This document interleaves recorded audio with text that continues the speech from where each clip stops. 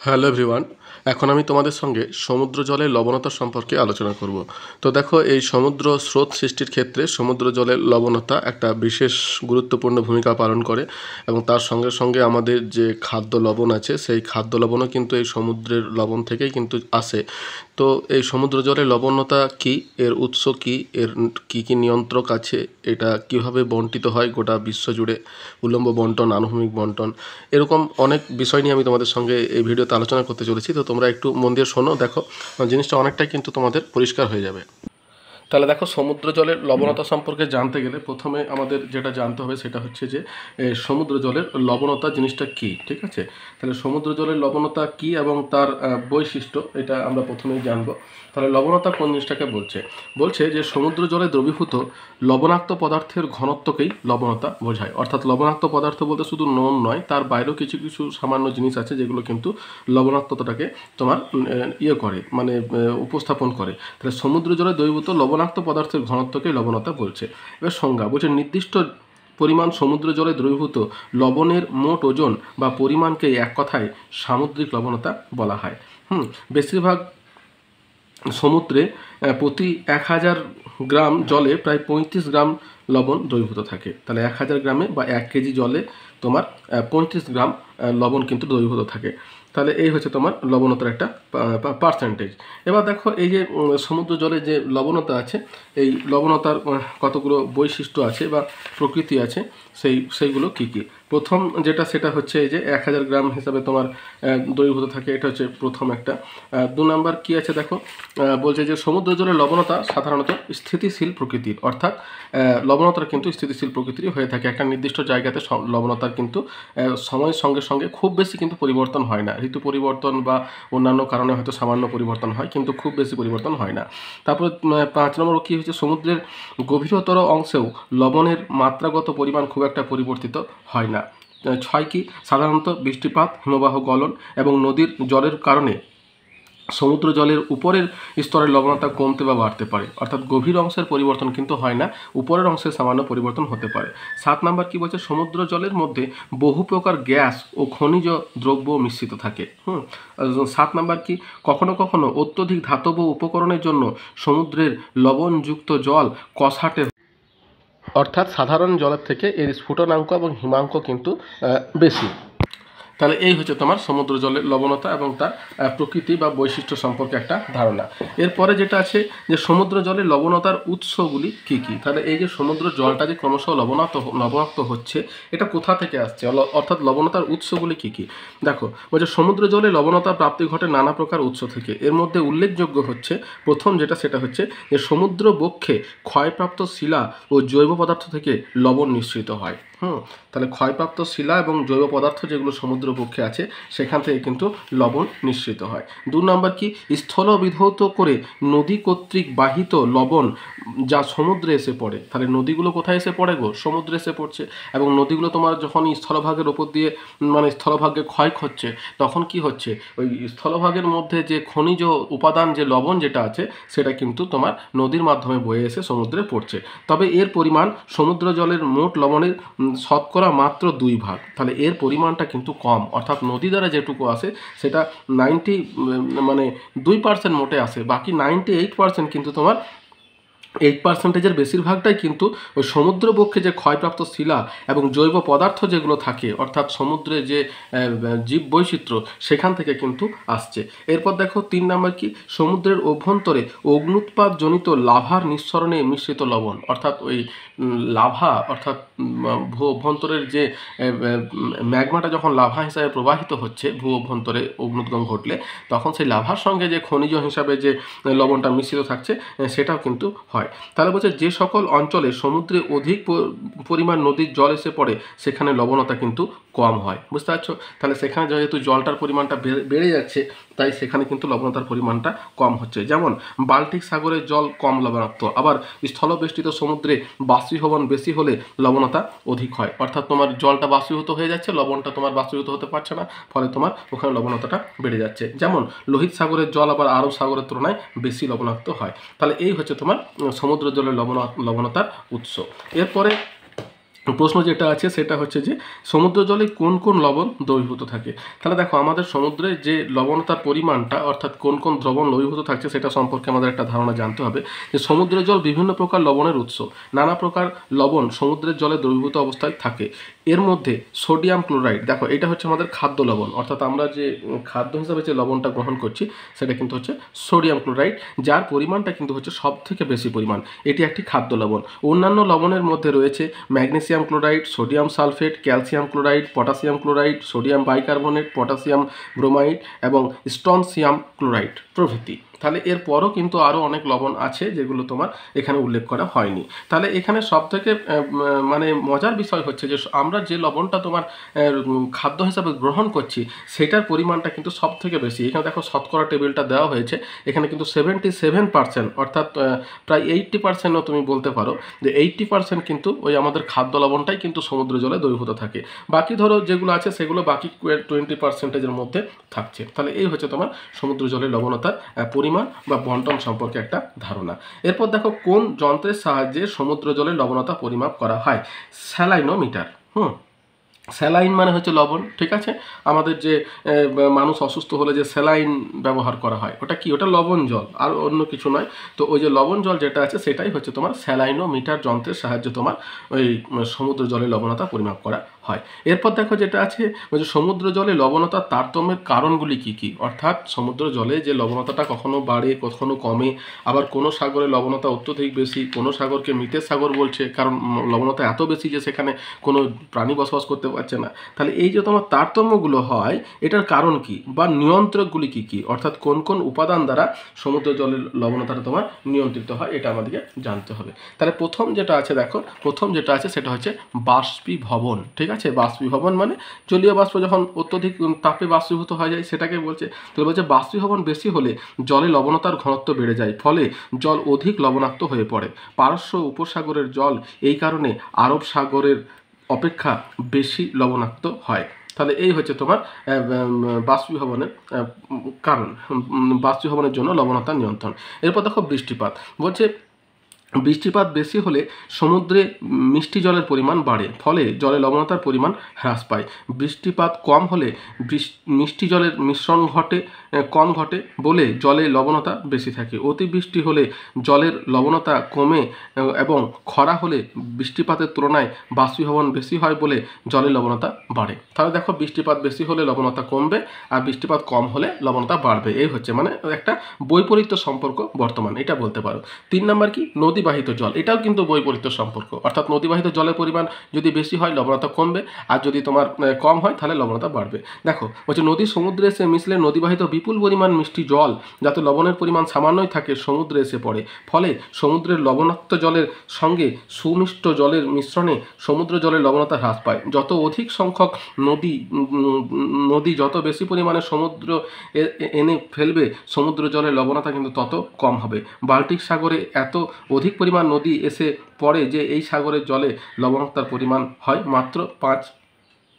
এটা হচ্ছে তোমার এই যে তোমার এটা শতকরা ভাগ, এটা তোমার দেওয়া হয়েছে লবণের শতকরা ভাগ। তারপর দেখো এটা আছে সমুদ্র জলের অবাধ সঞ্চালন, অর্থাৎ সমুদ্র জলটা যখন স্রোতের মাধ্যমে যখন অবাধ সঞ্চালন করবে সেটাও কিন্তু লবণতার পরিমাণকে নিয়ন্ত্রণ করছে। এবার ধরো সমুদ্রের মধ্যে যদি কোনো শৈলশিরা থাকে, হ্যাঁ, তখন সে শৈলশিরার জন্য জলটা ঠিকমতো মুভ করতে পারে না, ঠিক যেমন আমরা সমুদ্র জলের উষ্ণতার ক্ষেত্রে জানলাম সেই একই বিষয় তোমার লবণতার ক্ষেত্রেও আছে। তার বলছে সমুদ্র জল কোনো বাধা না পেলে অবাধে সঞ্চালিত হতে পারে, ফলে কম লবণাক্ত জল অধিক লবণাক্ত জলের মধ্যে মিশ্রণ ঘটে। এতে সমুদ্র জলের লবণতায় একটা ভারসাম্য আসে, কিন্তু স্থলবেষ্টিত বা আংশিক আবদ্ধ সমুদ্র জলে এই সঞ্চালন বাধা পায় বলে লবণতা কোথাও কোথাও বেশি আবার কোথাও কোথাও খুব কম হতে পারে। পরিচলন পদ্ধতিতে সমুদ্রের জল উপরে নিচে ওঠানামা করলেও উপর নিচে লবণতার পরিমাণের হ্রাস বৃদ্ধি ঘটে, ঠিক আছে।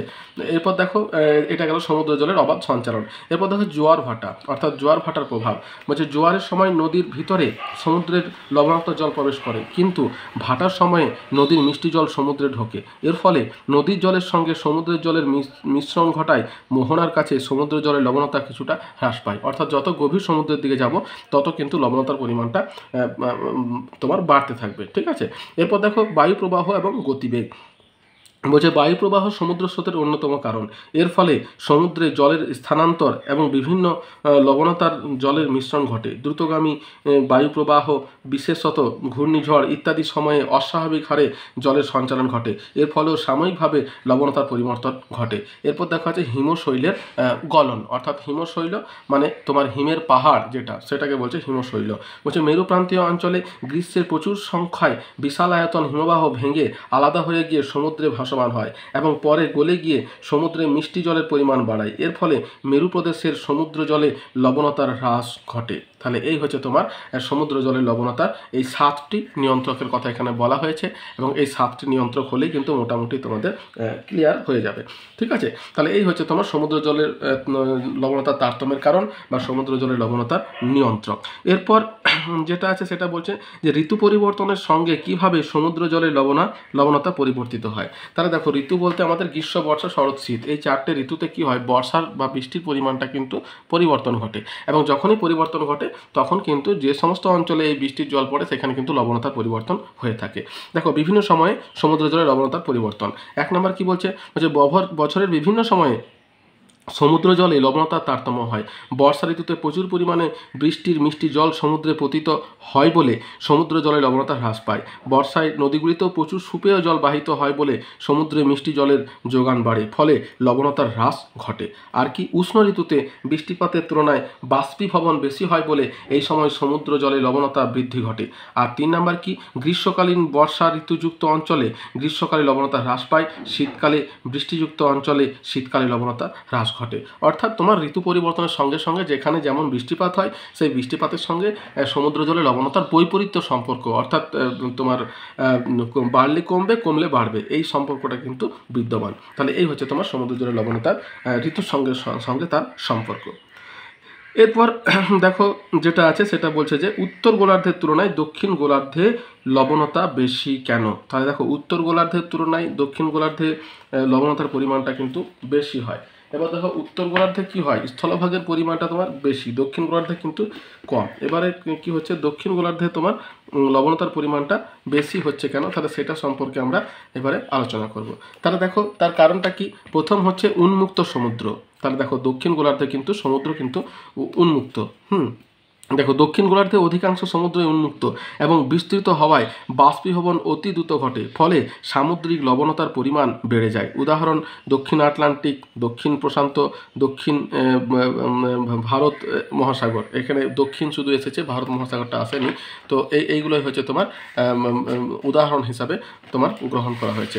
দেখো, এখানে তোমার এই যে মানচিত্রটা যদি আমরা লক্ষ্য করি, তাহলে এইটা হচ্ছে তোমার নিরক্ষরেখা। এই নিরক্ষরেখার উত্তর দিকে এইটা হচ্ছে তোমার উত্তর গোলার্ধ, এটা হচ্ছে দক্ষিণ গোলার্ধ। তাহলে ম্যাপটা লক্ষ্য করলে দেখতে পাচ্ছ কি, উত্তর গোলার্ধে কিন্তু স্থলভাগের পরিমাণটা কিন্তু বেশি, আর দক্ষিণ গোলার্ধে শুধু মানে কি এই আফ্রিকা, অস্ট্রেলিয়া আর দক্ষিণ আমেরিকার অংশটুকু শুধুমাত্র রয়েছে। তাহলে কি হচ্ছে, এখানে কিন্তু জলাশয়টা তোমার অবাধ মুভমেন্ট করতে পারছে, আর এইদিকে তোমার আন্টার্কটিকা যে মহাদেশ আছে দক্ষিণে বা কুমেরুতে, সেইটা শুধুমাত্র। তাহলে আমরা পৃথিবীর মানচিত্র লক্ষ্য করলে দেখতে পাচ্ছি কি, যে দক্ষিণ গোলার্ধে কিন্তু উন্মুক্ত সমুদ্রের পরিমাণটা বেশি। তাহলে এইটা গেল 1 নাম্বার। 2 নাম্বার কি আছে দেখো, ওই যে বৃষ্টিপাত এবং নদীর প্রবাহ।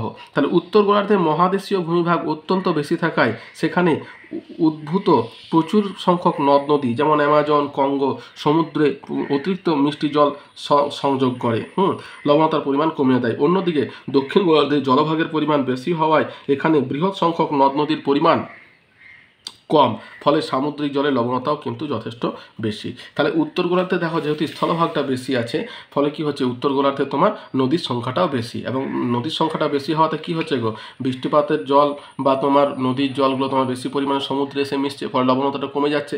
আর দক্ষিণ গোলার্ধে যেহেতু স্থলভাগ কম, তাই তোমার জলের পরিমাণটাও কম এবং তোমার ওই লবণতার পরিমাণটাও বেশি হচ্ছে। এবার দেখো, উচ্চ বাষ্পীভবন হার। বলছে দক্ষিণ গোলার্ধে একাধিক অঞ্চলে উচ্চ তাপমাত্রা এবং বায়ুর অত্যধিক গতিবেগের কারণে বাষ্পীভবনের হার যথেষ্ট বেশি। বাষ্পীভবন দ্বারা সামুদ্রিক জলরাশির বেশ কিছু অংশে উবে যায় এবং লবণতা বৃদ্ধি পায়। দেখো দক্ষিণ গোলার্ধে যেহেতু তোমার সমুদ্রের পরিমাণটা বেশি, তাই এখানে কিন্তু ফেজটা বেশি। ফেজ হচ্ছে কি বলতো, উন্মুক্ত সমুদ্রে তোমার বায়ু যখন প্রবাহিত হয় তখন তার গতিবেগটা কিন্তু বৃদ্ধিপ্রাপ্ত হয়। তাহলে যখনই এরকম করে তোমার ফেজটা বেড়ে যাচ্ছে, যে বায়ুর গতিবেগটা বেড়ে যাচ্ছে, তখন কিন্তু তোমার এটাও কিন্তু লবণতার উপরে প্রভাব বিস্তার করছে। তাহলে এইদিকে তোমার ফেজটা বেশি, আবার এইদিকে তোমার ফেজটা কম, যেহেতু স্থলভাগটা আছে, তাহলে যেহেতু এখানে তোমার ফেজটা কম হচ্ছে, এখানে লবণতার পরিমাণটা বেড়ে যাচ্ছে, আবার এখানে ফেজটা বেশি হওয়ার জন্য লবণতার পরিমাণটা কমে যাচ্ছে, এটা সরি, আর দক্ষিণে ফেজটা বেশি হওয়ার জন্য লবণতার পরিমাণটা বেড়ে যাচ্ছে। তাহলে এটাও কিন্তু বৈপরীত্য সম্পর্ক বর্তমান। এবার 4 নাম্বার কি হচ্ছে, মহাসাগরীয় স্রোতের প্রভাব। তাহলে দক্ষিণ গোলার্ধে পশ্চিমবাহী স্রোত এবং অন্যান্য স্রোতগুলি লবণাক্ত জল দ্রুত স্থানান্তরিত করে সমুদ্রের গড় লবণতার পরিমাণটা বাড়ায়। তাহলে এই হচ্ছে তোমার উত্তর গোলার্ধের তুলনায় দক্ষিণ গোলার্ধে লবণতার পরিমাণটা বেশি হওয়ার কারণ।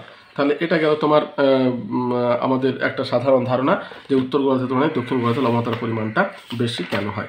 এরপর নেক্সট আমাদেরকে যে প্রশ্নটা পড়তে হবে সেটা হচ্ছে কি, যে সমুদ্র জলে লবণতার আনুভূমিক বা আঞ্চলিক লবণতার তারতম্যের কারণ। তাহলে দেখো আঞ্চলিক লবণতার তারতম্যের কারণ, এখানে আঞ্চলিক বলতে কি বলছে বলতো, এখানে নিরক্ষীয়, তারপর ক্রান্তীয় এবং মেরু প্রদেশীয়, এই তিনটে আমাদের যে নিরক্ষরেখা, কর্কটক্রান্তি রেখা এবং সুমেরু বৃত্ত এবং সুমেরু এবং দক্ষিণেও ঠিক একই রকম। এই যে আঞ্চলিক বন্টন, নিরক্ষীয় অঞ্চলে বৃষ্টিপাত বেশি হয়, ক্রান্তীয় অঞ্চলে কম হয়, মেরু অঞ্চলে বৃষ্টিপাত প্রায় হয়ই না এবং তোমার তুষার বৃষ্টির পরিমাণটা বেশি। তো এইগুলো কিভাবে তোমার আঞ্চলিক বন্টন তোমার নিয়ন্ত্রণ করছে সেটা সম্পর্কে আমাদেরকে বা আলোচনা করতে হবে, বা এটা একদিকে আনুভূমিক বন্টনও আমরা বলতে পারি।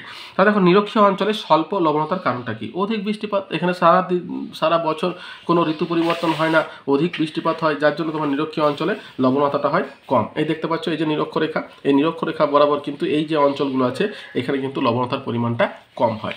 এবার দেখো কি বলছে, বলছে নিরক্ষীয় অঞ্চলে সারা বছর ব্যাপী গড়ে প্রায় 200 থেকে 400 সেন্টিমিটার বৃষ্টিপাত ঘটে। অতিরিক্ত বৃষ্টিপাতের ফলে সেই জল পৃষ্ঠ প্রবাহ রূপে সমুদ্রে মিশে লবণতার পরিমাণটাকে কমিয়ে দেয়। 2 নম্বর কি, সুপেয় জল, নদীর সুপেয় জল, বলছে নিরক্ষীয় অঞ্চলের সুদীর্ঘ নদীগুলি যেমন অ্যামাজন, তারপরে নীল, নাইজার, কঙ্গো, দেখো এই নদীগুলো কিন্তু নিরক্ষীয় অঞ্চলে অবস্থিত এবং এরা কিন্তু কোনো হিমবাহ থেকে উৎপন্ন হয়নি, এবং পৃথিবীর সব থেকে বড় নদীগুলো কিন্তু নিরক্ষীয় অঞ্চলে অবস্থিত। যেমন নীল যেটা আফ্রিকাতে অবস্থিত, অ্যামাজন যেটা তোমার দক্ষিণ আমেরিকাতে অবস্থিত, নীল হচ্ছে তোমার বিশ্বের দীর্ঘতম নদী, অ্যামাজন হচ্ছে দ্বিতীয় দীর্ঘতম নদী। তাহলে এগুলো কিন্তু তোমার কি বলতো, নিরক্ষীয় অঞ্চলেই কিন্তু অবস্থিত। তাদের মোহনাগুলিতে প্রচুর পরিমাণে সুপেয় জল মিশিয়ে দিয়ে লবণাক্ততা হ্রাসে বিশেষ ভূমিকা নেয়। যেমন অ্যামাজন নদী থেকেই প্রতি সেকেন্ডে প্রায় 2,09,000 ঘনমিটার জল আটলান্টিকে মিশে যায়। 3 নম্বর কি বলছে, উচ্চ আর্দ্রতা, অর্থাৎ নিরক্ষীয় অঞ্চলে ঘন মেঘাচ্ছন্ন পরিবেশ এবং উচ্চ আর্দ্রতা অনেক সময় বাষ্পীভবন প্রক্রিয়াকে মন্থর করে তোলে, ফলে সামুদ্রিক লবণাক্ততা কিছুটা হ্রাস পায়। 4 নম্বর কি, উষ্ণ স্রোতের উপস্থিতি, বলছে নিরক্ষীয় অঞ্চলে উষ্ণ সামুদ্রিক স্রোত সামুদ্রিক জল সঞ্চালন প্রক্রিয়াকে যথেষ্ট সক্রিয় করে তোলে, এর ফলেও সংশ্লিষ্ট অঞ্চলে লবণতার পরিমাণ কমে যায়। এরপর দেখো ক্রান্তীয় অঞ্চলে সমুদ্রের অধিক লবণতার কারণ কি। তাহলে ক্রান্তীয় অঞ্চলে যেই এলো সেই কি হলো বলতো, সেই কিন্তু তোমার তাপমাত্রাটা কমে গেল, বৃষ্টিপাতের পরিমাণটাও কিন্তু কমে গেল। আবার কি, এর কারণে কিন্তু তোমার লবণতার পরিমাণটা বাড়তে শুরু করলো। বলছে উচ্চ হারে বাষ্পীভবন, বলছে ক্রান্তীয় অঞ্চলে তাপমাত্রা অনেক বেশি, গড়ে প্রায় 27.5 ডিগ্রি সেলসিয়াস থাকায় সমুদ্র জলে বাষ্পীভবনের হার যথেষ্ট বেশি। 2 নম্বর হচ্ছে মাঝারি বা স্বল্প বৃষ্টিপাত, বলছে যদিও ক্রান্তীয় মণ্ডলে কিছু অঞ্চলে ভারী বৃষ্টিপাত হয়, তা সত্ত্বেও অনেক এলাকায় বৃষ্টিপাতের পরিমাণ কিন্তু খুবই কম, ফলে সমুদ্রে বৃষ্টির অতিরিক্ত জল মিশে যাওয়ার সম্ভাবনা অনেকটাই হ্রাস পায়। এই কারণে ক্রান্তীয় মরুভূমি সংলগ্ন সমুদ্র যেমন লোহিত সাগর লবণাক্ততার মাত্রা যথেষ্ট বেশি। 3 নম্বর কি, উষ্ণ স্রোতের প্রভাব, বলছে ক্রান্তীয় মণ্ডলের উষ্ণ স্রোত সমুদ্রে বাষ্পীভবনের মাত্রা বাড়িয়ে লবণাক্ততা বৃদ্ধি করে। উদাহরণ হচ্ছে গাল্ফ স্রোতের ক্ষেত্রে লক্ষণীয়। 4 কি, জলপ্রবাহের স্বল্পতা, বলছে ক্রান্তীয় মণ্ডলে অনেক দেশেই নদ নদীগুলি জলপ্রবাহিত যথেষ্ট কম, ফলে সামুদ্রিক অঞ্চলগুলিতে লবণাক্ততা বেশ কম হয়। উদাহরণ হচ্ছে লোহিত সাগরের মোহনায় এই প্রভাব রয়েছে। এবার দেখো মেরু অঞ্চলের সমুদ্রে স্বল্প লবণতার কারণ কি। মেরু অঞ্চল যেখানে তোমার তাপমাত্রা খুবই কম এবং এখানে হিমবাহ হিমবাহের পরিমাণটা বেশি, নদী অনেক কম, নেই বললেই চলে। তো সেইগুলোকে বলছে। তাহলে দেখো প্রথমেই দেখো কি বলছে, বরফের গলন। এখানে কিন্তু জলের কোনো ভূমিকা নেই, বরফের গলন বলছে। গ্রীষ্মকালে মেরু অঞ্চলে সুমেরু এবং কুমেরুতে প্রচুর পরিমাণে বরফ বা হিমবাহ গলা মিষ্টি জল নিকটবর্তী সমুদ্রে গিয়ে মিশে সেখানকার লবণতা তারা কিন্তু হ্রাস করছে। 2 নম্বর কি, অত্যধিক তুষারপাত বলছে। মেরু অঞ্চলে প্রায়ই তুষারপাত ঘটে, এই তুষার গলা জল সমুদ্রে মিশে গিয়েও সেখানকার লবণাক্ততাটাকে কমিয়ে দেয়। 3 নম্বর কি, নিম্ন বাষ্পীভবন হার, অর্থাৎ মেরু অঞ্চলে অতি স্বল্প মাত্রায় বাষ্পীভবনের হার যথেষ্ট কম, এবং কম বাষ্পীভবন সামুদ্রিক লবণতার পরিমাণটা হ্রাস ঘটায়। আর 4 নম্বর কি, মিষ্টি জলপ্রবাহ বলছে। মেরু অঞ্চলে হিমবাহ গলা জল সমুদ্রে মিশে সংশ্লিষ্ট অঞ্চলে লবণতাটা কমিয়ে দেয়। উদাহরণ হচ্ছে সাইবেরীয় নদীগুলি যেমন লেনা, ওব এবং ইনিশি, উত্তর মহাসাগরের লবণাক্ততাটা অনেকটাই হ্রাস পাচ্ছে। তাহলে দেখো আমরা আনুভূমিক বন্টনটা যদি আমরা বর্ণনা করতে যাই, তাহলে কিন্তু সব থেকে তোমার লবণাক্ততাটা বেশি কিন্তু ক্রান্তীয় অঞ্চলে, বুঝতে পেরেছো। সব থেকে কম নিরক্ষীয় অঞ্চলে, তারপরে কম হচ্ছে মেরু অঞ্চলে। হ্যাঁ, আর মাঝখানে যেখানে ক্রান্তীয় অঞ্চল যেটা আছে, যেখানে তাপমাত্রা বেশি, বৃষ্টিপাতের পরিমাণটা সামান্য কম, এখানেই কিন্তু তোমার লবণতার পরিমাণটা কিন্তু সব থেকে বেশি। ঠিক আছে, তাহলে মেরু অঞ্চল, নিরক্ষীয় অঞ্চলে লবণতার পরিমাণ সব থেকে কম, ক্রান্তীয় অঞ্চলে তোমার লবণতার পরিমাণটা সব থেকে বেশি। এই আমরা আলোচনা করে এই জিনিসটুকু কিন্তু আমরা পেলাম। ঠিক আছে, এরপরে দেখো যেটা আমাদেরকে জানতে হবে সেটা কি, সমুদ্র জলের লবণতার উলম্ব বন্টন। তাহলে সমুদ্র জলের লবণতার উলম্ব বন্টন মানে তোমার উচ্চতা গভীরতা বৃদ্ধির সঙ্গে সঙ্গে কিভাবে লবণতাটা পরিবর্তিত হচ্ছে। তাহলে দেখো তোমার উলম্ব বন্টন বলছে, গভীরতা অনুযায়ী সমুদ্র জলে লবণতার তারতম্যই সমুদ্র লবণতার উলম্ব বন্টন নামে পরিচিত। লবণতার ভিত্তিতে এই ধরনের বন্টনের নির্দিষ্ট কোনো সূত্র না থাকলেও তাপমাত্রা, চাপ, বাষ্পীভবন, বৃষ্টিপাত এবং সামুদ্রিক দ্বারা লবণতার বন্টন কিন্তু প্রভাবিত হয়। তাহলে এই বিষয়গুলো দ্বারা কিন্তু তোমার সমুদ্র জলের উলম্ব বন্টনের যে লবণতা সেটা কিন্তু প্রভাবিত হচ্ছে। বৈশিষ্ট্য কি, যে নিরক্ষীয় অঞ্চলে অতিরিক্ত বৃষ্টিপাত এবং উষ্ণ স্রোতের সঞ্চালনের প্রভাবে এখানকার সমুদ্রের পৃষ্ঠস্তরের লবণতার পরিমাণ যথেষ্ট কম থাকে। সমুদ্রের গভীরতা বৃদ্ধির সাথে সাথে এই লবণতার পুনরায় বাড়তে থাকে। 2 নম্বর কি, মধ্য অক্ষাংশীয় অঞ্চলে গভীরতা বৃদ্ধির সাথে সাথে 200 ফ্যাথম পর্যন্ত সমুদ্রের লবণতা বৃদ্ধি পায়। আবার মধ্য অক্ষাংশীয় অঞ্চলে 200 ফ্যাথম গভীরতার পর সামুদ্রিক লবণতা কিন্তু হ্রাস পায়। উচ্চ অক্ষাংশীয় অর্থাৎ মেরু অঞ্চলে কি বলছে, যে সমুদ্রের গভীরতা বৃদ্ধির সাথে সাথে জলের ঘনত্ব বাড়তে থাকায় লবণতার পরিমাণও কিন্তু বেড়ে যায়। তাহলে এই হচ্ছে তোমার উলম্ব লবণতার একটা বৈশিষ্ট্য, নিরক্ষীয় অঞ্চল, ক্রান্তীয় অঞ্চল এবং মেরু অঞ্চল। দেখো এখানে 3টে তোমার বৈশিষ্ট্য দিয়েছে। আমি প্রথমেই ভাগ করে দিলাম যে সব থেকে বেশি লবণতা দেখা যায় ক্রান্তীয় অঞ্চলে, সেটা তোমার এখানে দিয়েছে 200 ফ্যাথম পর্যন্ত। আর সব থেকে কম হচ্ছে তোমার নিরক্ষীয় এবং মেরু অঞ্চলে, তার মধ্যে নিরক্ষীয় অঞ্চল হচ্ছে সব থেকে কম, তারপরেই হচ্ছে মেরু অঞ্চল। এবার দেখো এখানে সমুদ্র জলের বিভিন্ন লবণতার প্রকৃতিটা এখানে দিয়েছে। বলছে পৃষ্ঠস্তর অর্থাৎ 0 থেকে 200 মিটার পর্যন্ত। বলছে সমুদ্র পৃষ্ঠের উপরিভাগে লবণতা অনেকাংশে বাষ্পীভবন এবং বৃষ্টিপাতের উপর নির্ভর করে, তাই গ্রীষ্মমণ্ডলীয় অঞ্চলে বাষ্পীভবনের হার বেশি থাকায় তোমার সামুদ্রিক লবণতা তুলনামূলকভাবে বেশি হয়। হ্যাঁ, শীতল বা নাতিশীতোষ্ণ অঞ্চলে বরফ গলা জল এবং বৃষ্টির জলের যোগান সমুদ্রে পর্যাপ্ত পরিমাণে থাকায় পৃষ্ঠস্তরে এর লবণতাও যথেষ্ট কম হয়। এবার গভীরতা স্তর অর্থাৎ 200 থেকে 1000 মিটার পর্যন্ত স্তরে কি হচ্ছে, এই স্তরে সামুদ্রিক লবণতা মোটামুটিভাবে স্থিতিশীল থাকে।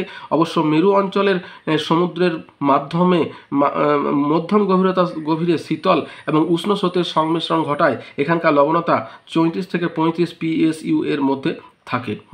আর গভীর সমুদ্র অর্থাৎ 1000 মিটারের বেশি যেটা, সেখানে হচ্ছে সমুদ্রের গভীরে তাপমাত্রা খুব কম, প্রায় -2 ডিগ্রি সেলসিয়াস, এবং জলের গতি অত্যন্ত ধীর হওয়ার কারণে এখানকার লবণতা 34 থেকে 35 ফ্যাথম এর কাছাকাছি প্রায় স্থিতিশীল অবস্থায় থাকে। তাহলে এই গেল তোমার সমুদ্র জলের লবণতার উলম্ব বন্টন সম্পর্কে।